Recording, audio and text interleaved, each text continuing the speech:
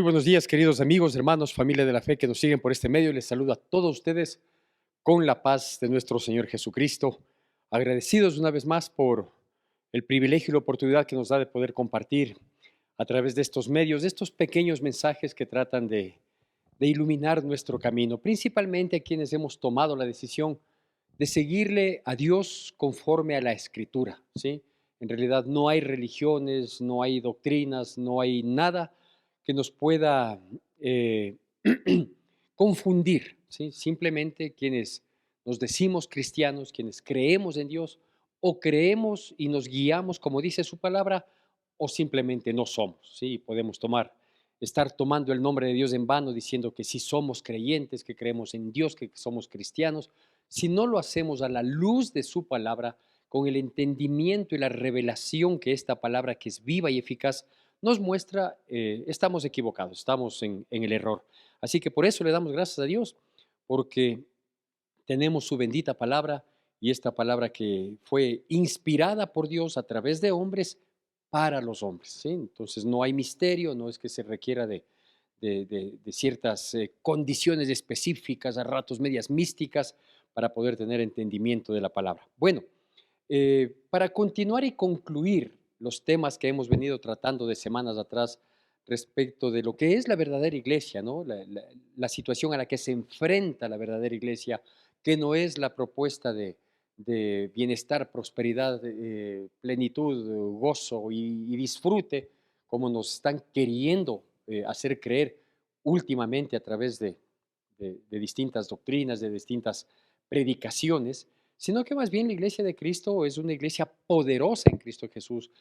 Su palabra es la que tiene poder más allá de lo fallidos que podamos ser quienes la compartimos, pero es una iglesia que para enfrentar este mundo totalmente opuesto a Dios, es una iglesia que está expuesta a sufrir, a padecer persecución, vituperio, etcétera, etcétera. Y es una iglesia que está compuesta por seres humanos, y el hecho de que seamos seres humanos, también van a haber traiciones. Si a Cristo Jesús le traicionó uno de los 12, le negó uno de los 12, el uno terminó mal, el otro comprometiéndose, renovando su compromiso, ¿sí? Eso quiere decir que esas son más o menos las pautas bajo las cuales nos manejamos como iglesia de Cristo. Cualquier criterio en contrario, cualquier eh, objetivo que pretenda inhibirnos del dolor, del quebranto, del sufrimiento, para decir que esa es la plenitud de vida que Dios nos da, es mentira. Y bueno, la semana anterior habíamos visto precisamente algo de esto, hemos visto, digo, desde hace algunas semanas, pero algo que vimos que vimos la semana anterior fue esta necesidad de predicar la palabra de Dios. ¿Sí? Pablo decía, yo puedo estar preso, pero la palabra no está presa, ¿no? Y aunque ha habido gente que me ha traicionado, aunque ha habido gente que me dio la espalda, aunque todos me abandonaron en Asia, decía él, ¿sí? Hay que seguir hablando, hay que seguir predicando, hay que seguir diciendo, ¿sí? A pesar de las adversidades, oposiciones y tropiezos que pudiera haber en la vida.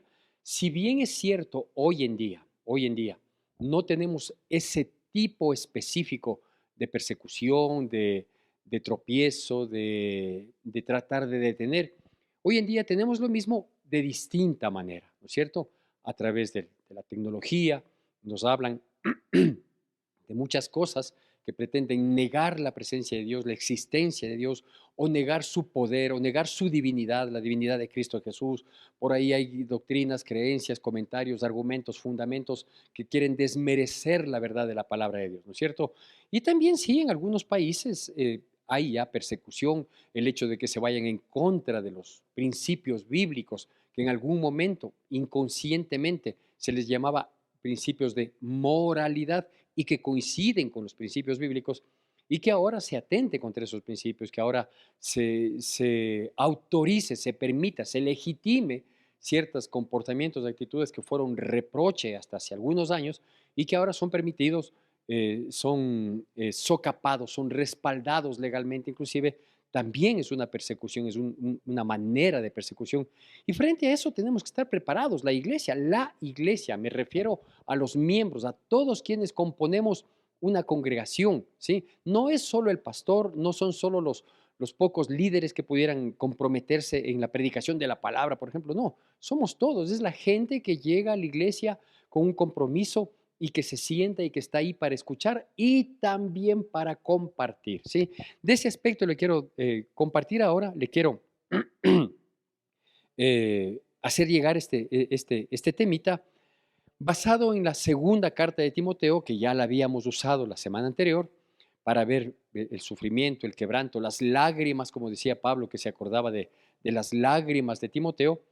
Entonces, hoy quiero basarme en esa misma carta para dar, digo, por terminado estos temas y desde la próxima semana estaremos arrancando con otro temita de los que secuencialmente los manejamos desde este rinconcito, desde este espacio, ¿sí? Entonces, permítame dar la lectura de unos pocos versículos que se encuentran en la segunda carta de Timoteo, capítulo 4, del versículo 1 al versículo 5. Segunda de Timoteo, capítulo 4, versículos del 1 al 5, la palabra de Dios dice así, me sigue por favor siempre con atención y con la debida reverencia que amerita la palabra de Dios. Te encarezco delante de Dios y del Señor Jesucristo, que juzgará a los vivos y a los muertos en su manifestación y en su reino, que prediques la palabra, que instes a tiempo y fuera de tiempo, redarguye, reprende, exhorta con toda paciencia y doctrina, porque vendrá tiempo cuando no sufrirán la sana doctrina, sino que teniendo comezón de oír se amontonarán maestros conforme a sus propias concupiscencias, y apartarán de la verdad el oído y se volverán a las fábulas. Pero tú, sé sobrio en todo, soporta las aflicciones, haz obra de evangelista, cumple tu ministerio. Bueno, estas palabras sacramentales de Pablo son dadas a su hijo ministerial, a su, a su, el sucesor, quien habría de tomar, entre otros, Timoteo, habría de tomar la posta del ministerio de Pablo, y esa posta está mostrada aquí, está dicha aquí, le dice, ¿no? Era ya las postrimerías quizás de la vida de Pablo. A lo mejor él, sintiendo su condición física, se entiende que tenía una enfermedad, no se identifica plenamente cuál y cuál es la que le traía tanto dolor, tanto quebranto y que a veces consideraba que era un impedimento para el desarrollo de su ministerio, ¿sí? Aparte de eso, debe haber considerado también aquella horrenda persecución que se levantó en contra de los cristianos y que él mismo estaba enfrentando un juicio que se fue hasta la ultimísima instancia al punto de apelar al César en Roma, ¿sí?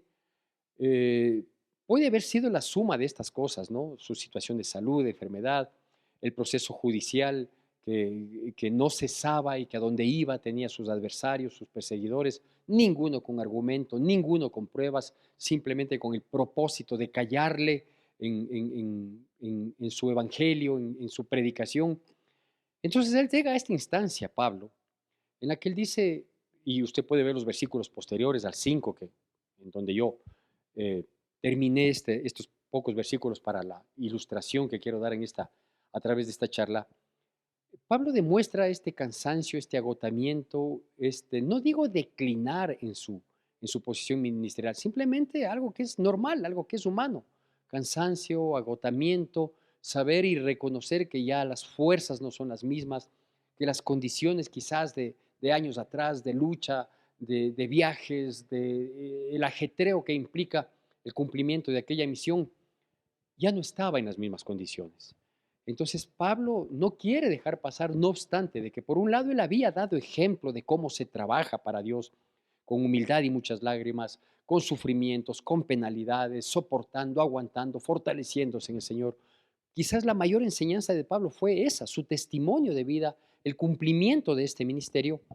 Pero por otro lado también encontramos esta, esta doxología, esta última instancia en la que Pablo deja muy claro qué es lo que hay que seguir haciendo, no comenzar a hacer, sino ya ir tomando la posta. Quienes conocemos, ¿no?, de las carreras en posta, digo conocemos porque hemos visto, no porque tenga yo conocimiento más profundo ni especializado al respecto, pero hemos visto, ¿no?, que cuando una persona va corriendo con aquel palito, con aquel testigo se llama, ¿no? Entonces va corriendo, ¿sí? no es que el otro le espera parado, sino que el otro ya comienza a correr, ¿sí? Y en un lapso, en un transcurso, en un espacio, ¿sí? El uno va soltando el testigo y el otro va cogiendo el testigo, ¿sí? Entonces, esa es la posta. Es decir, exactamente el saber que alguien ya está arrancando, que alguien ya ha comenzado a hacer la obra, que alguien ya se ha involucrado en la obra, que alguien está despuntando en el servicio a Dios a través del mayor encargo que es la predicación del Evangelio, ¿sí? Entonces a este que ya está arrancando, Pablo le estaba entregando porque él consideraba que su tiempo se había cumplido, ¿sí? Y este era Timoteo, entre otros, digo, ¿sí? Pero quizás el más destacado de todos fue Timoteo, el hijo ministerial de Pablo, a quien le dice así, le dice, te encarezco delante de Dios y del Señor Jesucristo que juzgará a todos en cuando Él venga en su reino. ¿Sí? Entonces le está diciendo, este encargo que te estoy haciendo es un encargo delante de Dios y es un encargo que tú darás cuenta a Dios. Esto nosotros debemos considerar con mucha seriedad, debemos considerar no solo con seriedad, sino con la responsabilidad que implica esta misión, este encargo. Este encargo no es, insisto, únicamente para el pastor y por lo tanto su generación o sus hijos y los hijos de sus hijos, no, quizás así sea, pero es un encargo para todo mundo, para todos quienes hemos tenido el privilegio, la bendición de haber sido alcanzados por Cristo Jesús, de ver que Dios en el don maravilloso de la fe que nos ha dado, despertó en nosotros el entendimiento para saber lo que implica la salvación, la redención, el perdón de pecados, ¿sí? Y la condición de vida que nos ha propuesto Cristo Jesús. Si nosotros hemos recibido de gracia todo eso, de gracia también tenemos que darlo. No olvidarnos, ¿sí? De que, de que tenemos una misión que Dios va a considerar, que Dios va a pedirnos cuenta al respecto, ¿sí? ¿Qué hiciste? ¿Hablaste? ¿No hablaste? ¿Dijiste? ¿Por qué te quedaste callado frente a tal situación? ¿Viste la necesidad de otras personas y nunca propusiste mi nombre como solución, etcétera, etcétera, ¿no?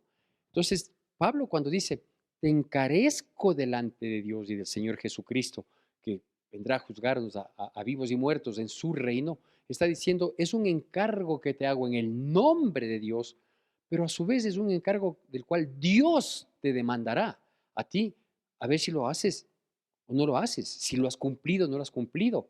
Si quizás cogiste el encargo y te quedaste con el encargo ahí, es decir, cogiste el talento y le enterraste, ¿no? Entonces dice, te encarezco delante de Dios, ¿sí? Porque Él te va a demandar a todos y cada uno de nosotros.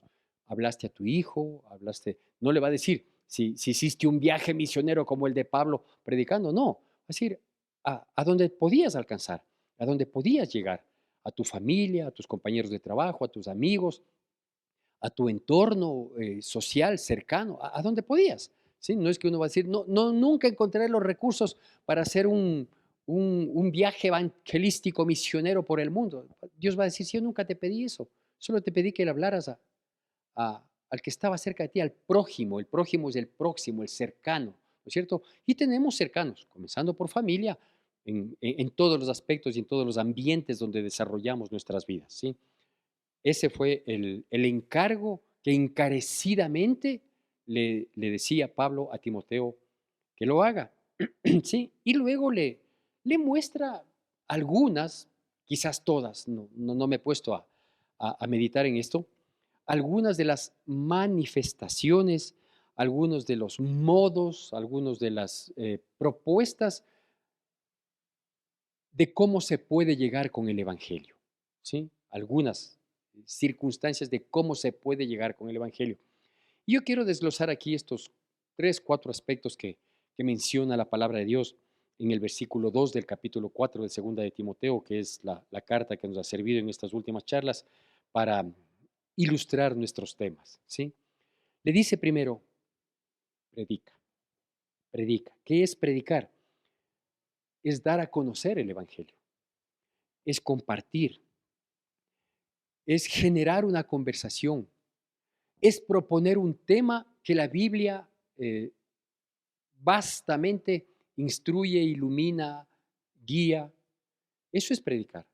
Predicar el evangelio no es solo pararse en un púlpito, ¿sí? La persona que tenga el encargo, el siervo o la sierva que haya sido llamada. Cuando hablo de sierva no estoy hablando de pastoras, porque eso no existe bíblicamente, sino estoy hablando de que quizás algún momento una mujer va a dar una charla para mujeres, va a dar una charla para tal o cual cosa. Entonces, predicar la palabra, sí, eso sí es predicar, pero no es únicamente predicar, es una de las maneras.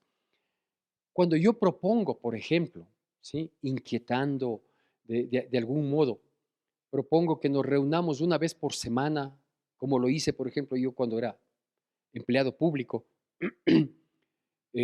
comencé a inquietar el corazón de algunas personas, unas pocas personas, eh, para hacerles conocer de la palabra de Dios. Estoy hablando de hace muchísimos años, cuando ni siquiera yo tenía un mediano conocimiento de la palabra de Dios, pero lo poco que conocía quería dar a conocer. Entonces, llegamos a concluir, por ejemplo, de que los días miércoles de cada semana íbamos a ocupar el tiempo, no de trabajo, porque a mí no me pagaban por predicar, íbamos a ocupar el tiempo de nuestra comida de mediodía, de lunch, como se conoce también acá, una palabra extranjerizada y hecha nacional. Entonces, el tiempo de nuestro almuerzo, ¿sí? Ese día no íbamos a comer, los días miércoles, e íbamos a destinar ese tiempo para que yo les comparta un poquito, para que yo les predique un poquito, ¿no es cierto? Entonces, eso nos dice, ¿sí? Trata de hacer esto. No necesariamente tienes que esperar una designación del pastor para que te pares en un púlpito o para que te encarguen un grupo que prediques a los adolescentes, a los universitarios, a las señoras, a los señores. No. Si algún rato se ve la necesidad de que la persona pueda cumplir esta misión dentro de la congregación, amén, gloria a Dios, quizás estemos lo suficientemente preparados en vida, en testimonio y en conocimiento para ejercerlo. Pero predicar implica esto.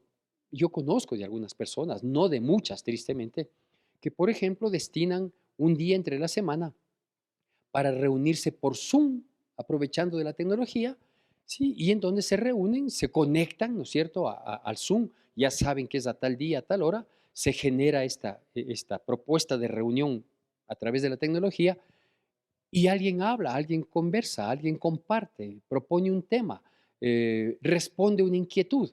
Y hay la interrelación inclusive, o sea, hay alguien que pregunta, siempre y cuando la pregunta sea pertinente y no proponga alterar, molestar, fastidiar, ¿no es cierto?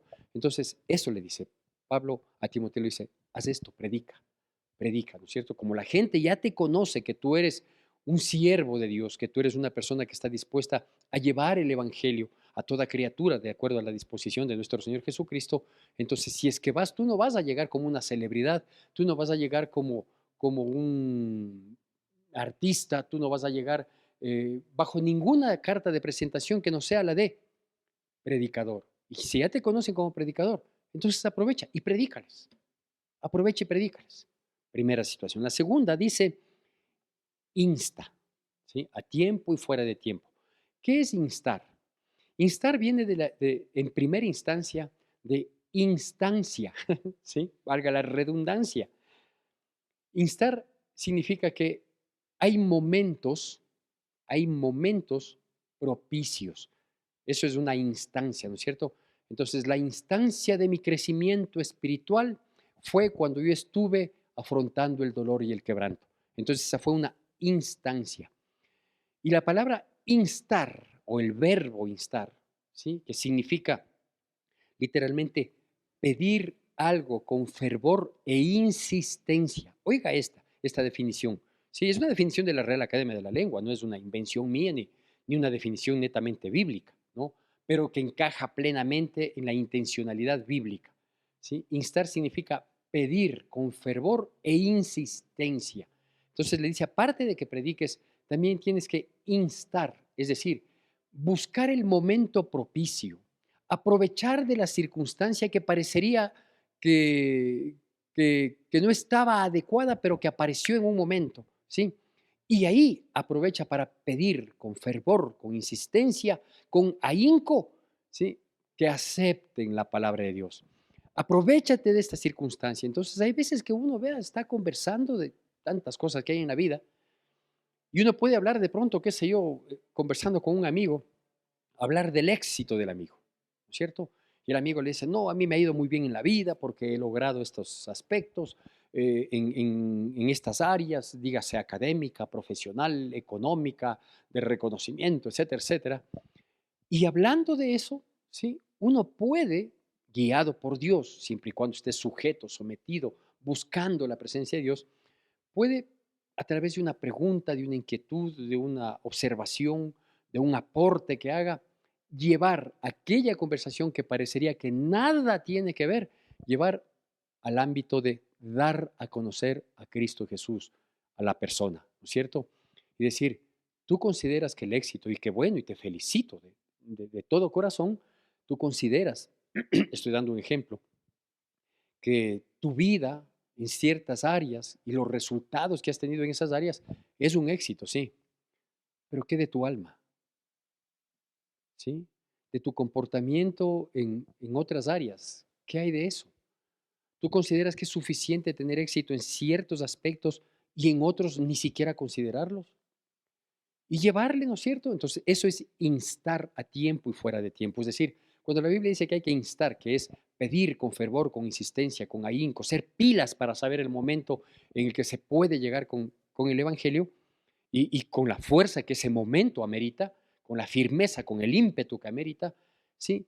Es necesario que nosotros sepamos que siempre debemos estar preparados para poder abordar una situación de esa naturaleza. ¿No? Tener el conocimiento en parte de la palabra de Dios, que no requiere un mayor estudio, el conocimiento, porque el rato del rato los versículos salen, brotan, ¿no? Dios mismo pone la palabra en nuestra boca, ¿sí? Y tratar de aprovechar, digo, todo tiempo, todo momento, tanto los de dolor que quizás son los más propicios, como los momentos de éxito, de bienestar, etcétera, etcétera. O sea, me he ganado el mundo. ¿Y de qué te sirve haber ganado el mundo si tu alma se está perdiendo? Entonces, hacerlo esto de esta manera. Yo sé que muchas personas que escucharán este mensaje, que no son muchos los que escuchan, pero de los que escuchan, van a decir, ay, es que también es meterle al Evangelio en todo. Eso es instar. Eso es instar, ¿sí?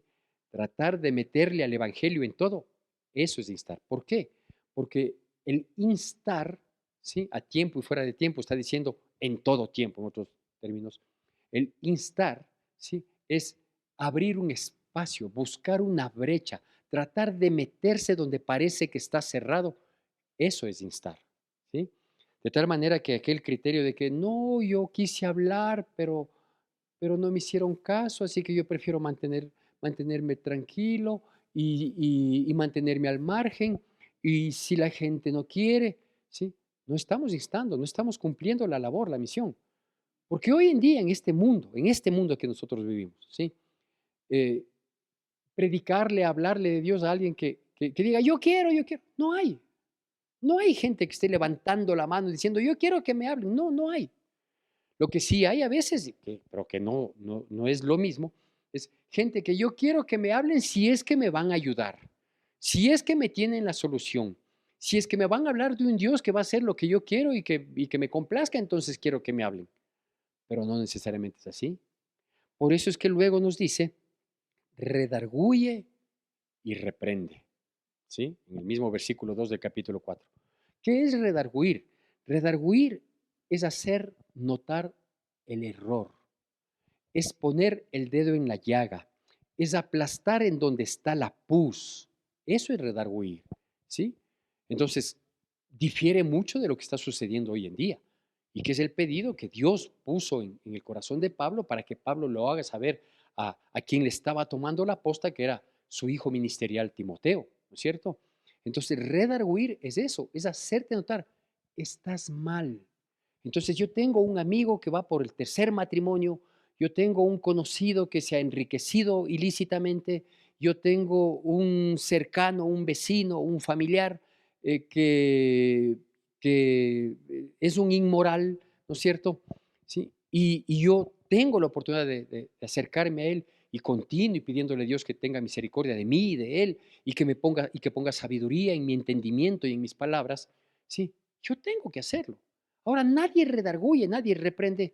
¿Por qué? O por el temor a ser vituperado, a ser insultado, a ser redarguido, no redarguido, ser insultado, ser señalado, ser calumniado inclusive. Digo, no, no, yo no me meto yo hasta ahí nomás. Cuando una de las manifestaciones de la predicación de la palabra, de esta palabra que no puede estar presa, de esta palabra que hay que predicarla, es el redarguir, es el hacer notar. Y quizás nos resulte fácil nunca, ¿sí? Pero nos resulte menos difícil, por ejemplo, con personas que han sido cercanas de nuestra vida. Entonces, hablarle a un hermano y decirle, sí, tú estás mal. Estas acciones, estas decisiones que tú estás cometiendo. Ah, es mi vida, déjame. Si no estoy metiéndome para corregir tu vida, solo te estoy proponiendo un camino diferente, ¿no es cierto? Porque si no, ese exagerado tino que queremos tener nos está callando, está cerrando nuestra boca, está enmudeciendo el Evangelio por el tino, por la prudencia. Yo sé que hay que ser prudente, yo sé, yo conozco. Hay veces que nosotros por la imprudencia, pero la buena intención, terminamos afectados, terminamos golpeados. Pero queda una semilla, queda ahí algo. A lo mejor a mí me insultaron, me hablaron por meterme, por que me dijeron que estoy opinando de cosas que no me han propuesto. Todo pueden decirme, pero ya queda una semilla, ¿cierto? Insté a tiempo y fuera de tiempo. ¿Y de qué modo lo hice? Bueno, las circunstancias me obligaron no a que sea una predicación, no a invitarle a un grupo de enseñanza bíblica, sino que me tocó redarguirle, me tocó reprenderle, me tocó decirle, eso de lo que tú te jactas está mal. Esos resultados que tú tienes, pero que el procedimiento ha sido ilegítimo, que es inmoral, está mal. ¿Sí? Yo no puedo felicitar actitudes de vida que son contrarias a la palabra de Dios. Entonces, como no puedo felicitar algo que esté mal, ¿qué es lo que tengo que hacer? Redarguir. Redarguir es eso, es hacer notar el error, es hacer notar la falla. Y eso es parte o una manifestación de llevar el Evangelio a toda criatura, que es el encargo que Dios nos ha dado. Y que Pablo hoy, en las postrimerías de su vida, le estaba diciendo a Timoteo, por favor, redarguye. Para poder cumplir la predicación, para poder cumplir el instar, para poder cumplir el redarguir, hay que ser valiente, hay que ser firme, hay que estar convencido uno mismo de lo que está haciendo, ¿sí? Porque si yo le voy a compartir timorato, porque si yo voy a ver qué pasa, si lo que yo quiero es agradarle a la persona y por lo tanto no quiero topar aspectos que le pudieran molestar, que le pudieran fastidiar, no lo haga, no lo haga, ¿sí? Algún rato yo escuché en un video o me contaron, no recuerdo bien, de un músico cristiano que llegó a tocar en una orquesta que respaldaba a algún famoso artista, ¿no? Y dice que él, sintiéndose cristiano y con el compromiso de llevar el evangelio a toda criatura, intentó alguna vez mencionarle algo a una persona, no sé si sería hombre, mujer, no recuerdo bien, un artista que ya era famoso, que ya su fama le había envanecido y tenía muchos recursos económicos y hacía todo lo que quería, toda su pecaminosa perspectiva de vida la podía cumplir. Y esta persona dijo que hizo el intento, o sea, hizo el intento de hablarle, de decirle, mire, todo lo que, no sé, me estoy inventando esta parte porque no recuerdo bien. A lo mejor le dijo, mire, usted es afamado, usted es reconocido, es aplaudido, aparte de retribuido de gran manera. Dele la gloria a Dios, porque los dones, los talentos, las capacidades que usted tiene y que posiblemente son únicas, que no todo el mundo lo tiene, ¿sí? Es por la misericordia de Dios. Y dice que este hombre terminó insultado y que este famoso o famosa le dijo que no necesita de Dios, que él es suficiente, que él no necesita de Dios porque todo lo que quiere lo tiene y lo consigue. Ya está bien, entonces allá me quedo quieto, pero lo intentó, pero lo dijo, pero llegó. A diferencia de que yo mismo aprecie y diga, no creo que él quiera porque le va tan bien o ella le va tan bien, tiene su fama, su reconocimiento, ahora que el éxito se mide en seguidores, ¿no es cierto? En suscriptores se mide el éxito. ¿Cuántos fracasados estamos en ese sentido, no? Gracias a Dios no es un parámetro que guíe nuestras vidas. Y, y mejor no le digo nada. Entonces es un error, porque aquí nos dice, predica, insta. Si es que es necesario, redarguye, reprende. Reprender es eso, es identificar el error y decir, esto está mal, así es como hay que hacer. Eso es reprender. Y es una de las manifestaciones de la predicación de la palabra de Dios. Y luego, obviamente, también termina diciendo, exhorta con paciencia y con doctrina. La exhortación es esto, no es un llamado de atención con mucho respeto, es un llamado de atención. Y claro, valga la oportunidad para aclarar, ¿sí? Quizás con ciertas personas podemos redarguir, con otras no, porque obviamente las considero que su condición de distinta índole, intelectual, profesional, económica, académica, social, etcétera, etcétera, a lo mejor no me da a mí para yo reprenderle o redarguirle, pero sí me da para exhortarle. La exhortación es este, es un llamado de atención, la intención similar a la de redarguir, solo que esta otra, el exhorto, es con mucho respeto porque sé que me estoy dirigiendo a alguien que está un poquito más arriba. Hablando de un poquito más arriba en términos humanos, ¿no? En términos, porque delante de Dios todos somos iguales, pero humanamente sí, o sea, yo no podría ir a redarguirle al presidente de la República, por más que sea menor a mí. A él le tengo que exhortar. ¿Por qué? Por la condición, por la posición que él tiene, así de simple. Me guste, si hay la oportunidad, entonces sí, hacerle un exhorto con mucho respeto, tratando de hallar gracia delante de sus ojos para que las palabras que Dios ponga en mi vida, en mi boca, sí, no provoquen, sino más bien redarguyan, que le hagan notar un error.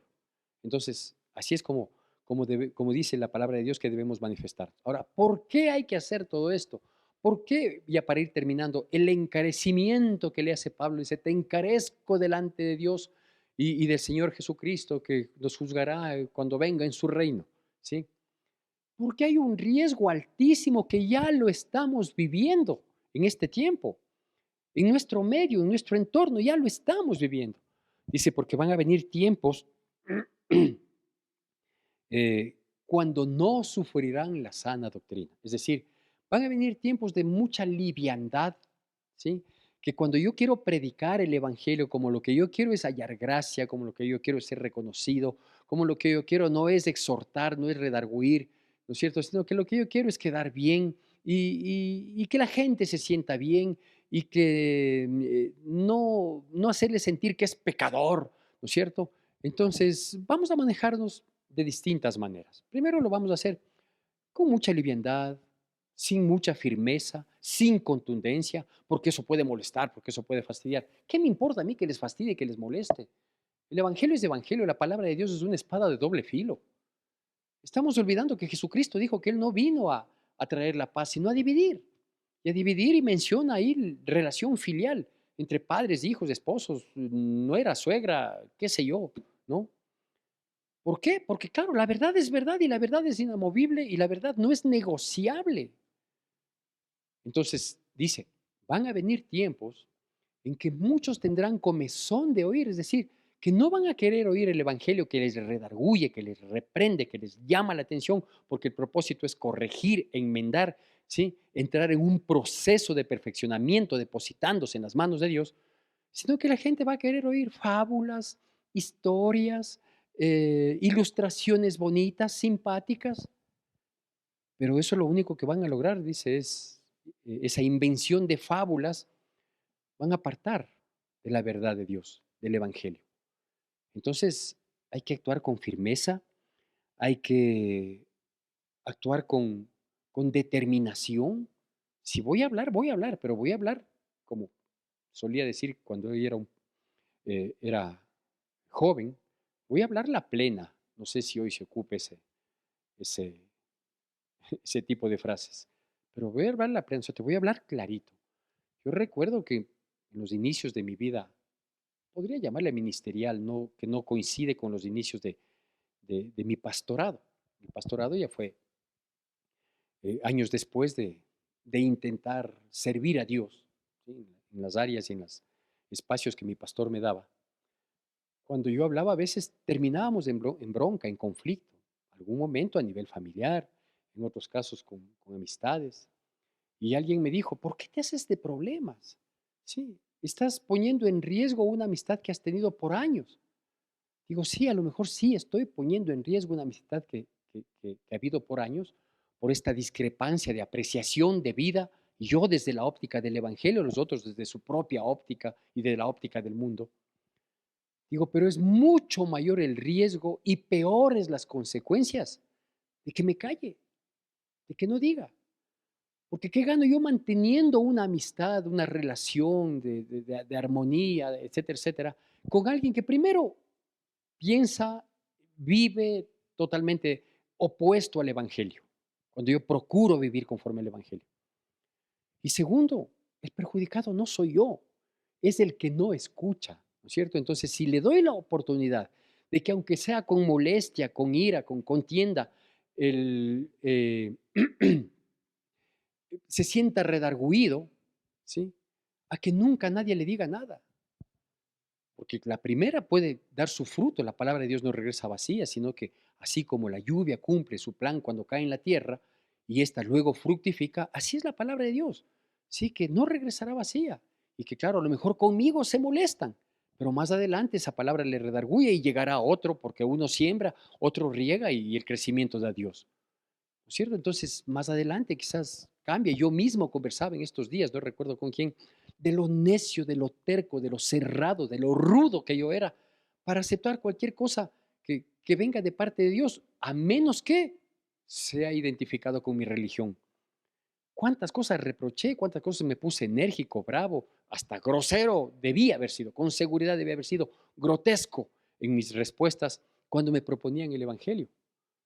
Pero me lo dijeron, aunque terminé bravo, enojado y a lo mejor no volví a saludar más, pero me lo dijeron.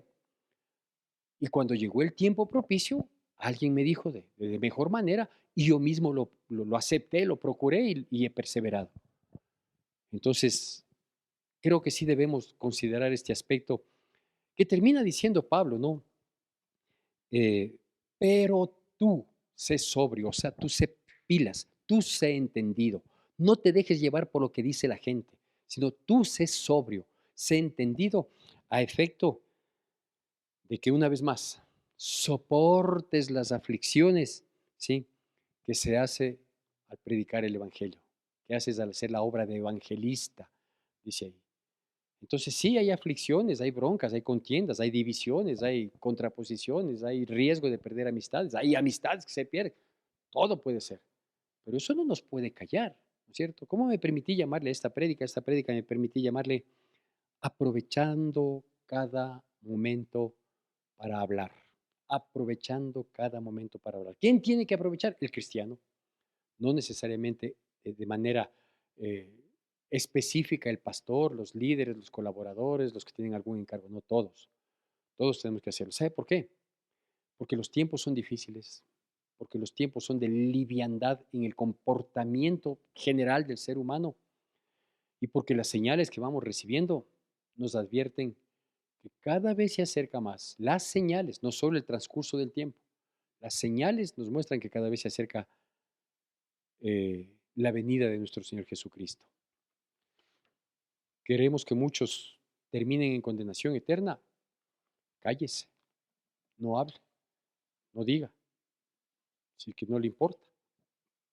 Pero yo creo que al menos sí hay unas cuantas personas que nos importan, familiares cercanos, amigos.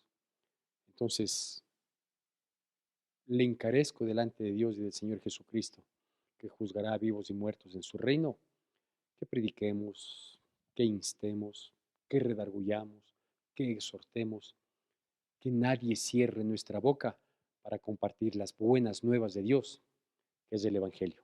Que Dios nos bendiga poderosamente en Cristo Jesús, a todos y cada uno de nosotros.